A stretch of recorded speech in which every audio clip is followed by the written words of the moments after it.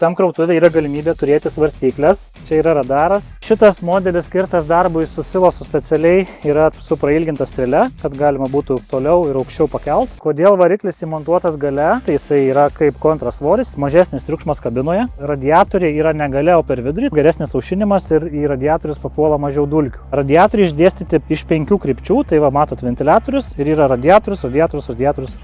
Ir jie visi gauna šviežią orą, nėra viens už kito sustatyti, visi aušinasi labai gerai. Čia yra radaras, automatinis įspėjimas, jeigu už tavęs yra kliūtis ir prie jos artėjai, iš karto tave garsinis signalas kabino įspėja, tai pirma, aišku, yra saugumas. Su aukšto vertimo kaušu labai aukštai galima pasiekti 4,5 ir daugiau metro išvertimo aukštį, kad būtų galima išversti grūdus, pavyzdžiui, į priekabas. Praktiškai reikia 4 metrų, kadangi kaušas nemažas, sunku gana išversti priekabas. Dar šakes turim labai fainas, silosui arba mėšlui. Vairavimas galima pasirinkti arba vairas, arba joystikas. Daug automatinių funkcijų, automatinė transmisija, darbo įrašymas, tai yra automatu pasikabint, išverst krovinius, reversas ant joystiko, sankabos užrakinimas, kad būtų galima stumti silosą sunkiai į krūvą arba važiuojant keliu neprarast galios, automatinis diferencialų blokavimas, nustatytos viršutinės, apatinės padėtis, pavyzdžiui, kaip čia dabar turim ventiliatoriaus reversą, pilnai reguliuojama per meniu, galima nusistatyti kas kiek laiko, kiek sekundžių jisai išsipūs radiatorius. Reguliuojamas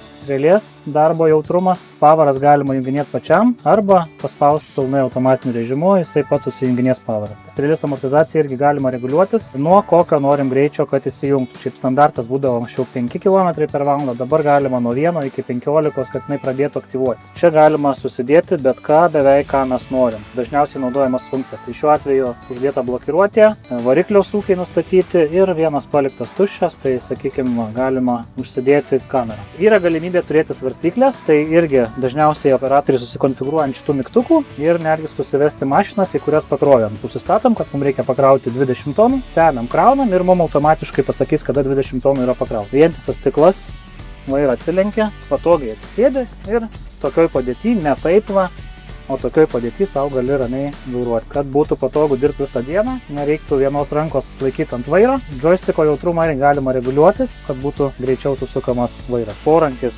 reguliuojasi pagal operatorių. Visi mygtukai pagrindinės funkcijos lengvai pasiekiami. Čia vietos irgi sočiai pakanka pedalam. Radijas irgi su Bluetoothu, galima prisirišti telefoną. Jeigu susidomėjot, būtinai paskambinkit, kaip tik su šitu krautuvu organizuojant demo turą. Planuojam pradėti nuo balandžio 27 dienos. Gerai, man laikas, viskas, ate.